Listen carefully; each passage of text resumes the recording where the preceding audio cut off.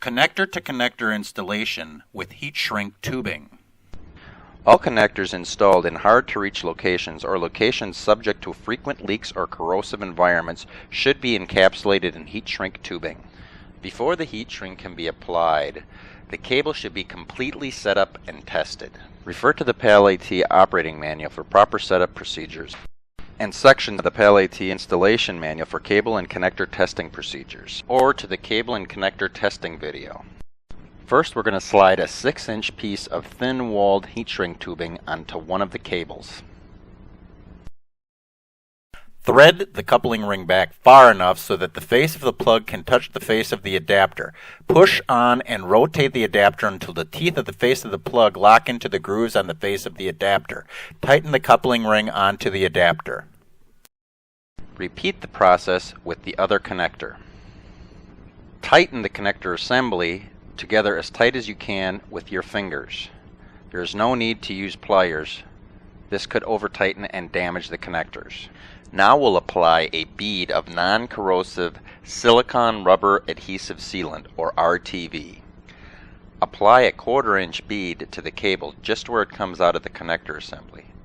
Make sure we go all the way around the circumference of the cable on both sides of our assembly. Try to keep the bead fairly equal around the circumference of the cable. The RTV sealant helps to prevent liquid from getting into the connector after the heat shrink has been applied.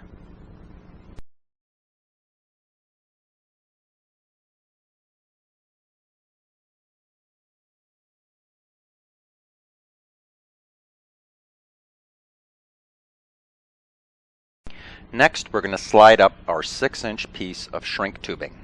Make the shrink tubing round so that we can get it over our beads of RTV. Slide on the shrink tubing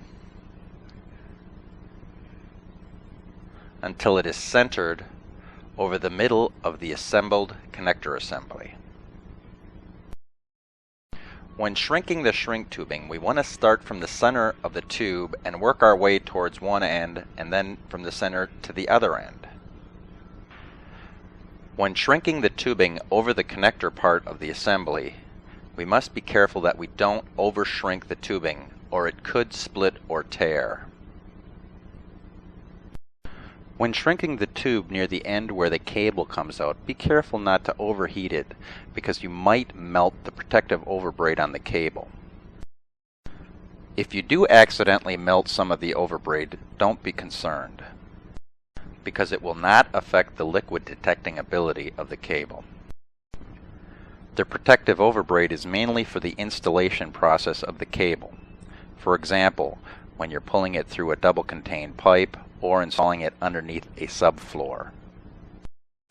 So, once the cable is installed, the protective overbraid, though still providing protection for the cable, is now mainly cosmetic. When the heat shrink tubing is completely shrunk, allow the assembly to cool for 2 to 5 minutes. After the assembly is cooled, the heat shrink installation is complete.